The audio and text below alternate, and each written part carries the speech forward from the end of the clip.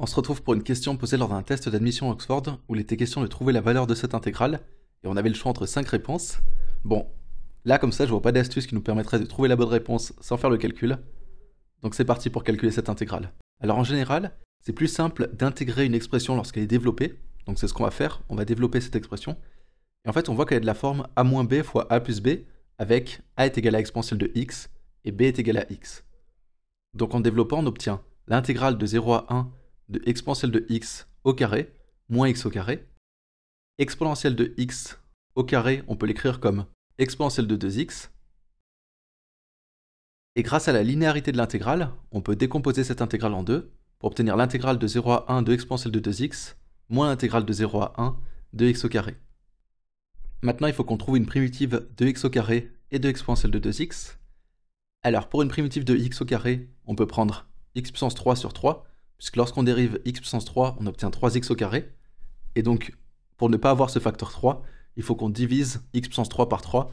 Comme ça, la dérivée de x puissance 3 sur 3, c'est 3x au carré sur 3. Les 3 se simplifient et on obtient bien x au carré. Pour une primitive de exponentielle de 2x, ça va être la même chose.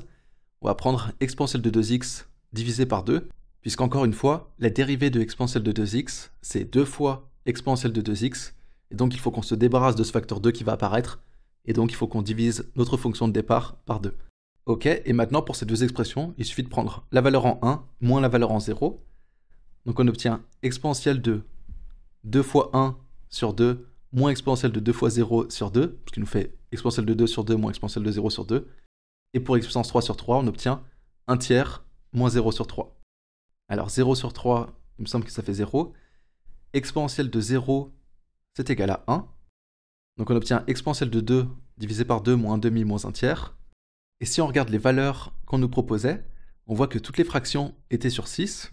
Et c'est cohérent avec notre calcul, puisqu'on a deux fractions sur 2, une fraction qui est sur 3, et le plus petit multiple commun de 2 et de 3 est bien 6. Donc on va mettre notre fraction sur 6.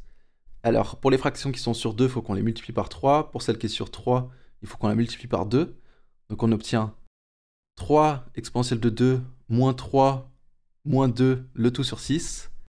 Et moins 3 moins 2, ça nous fait moins 5. Donc la réponse est 3 exponentielle de 2 moins 5, le tout divisé par 6. Et on voit que c'est la réponse D.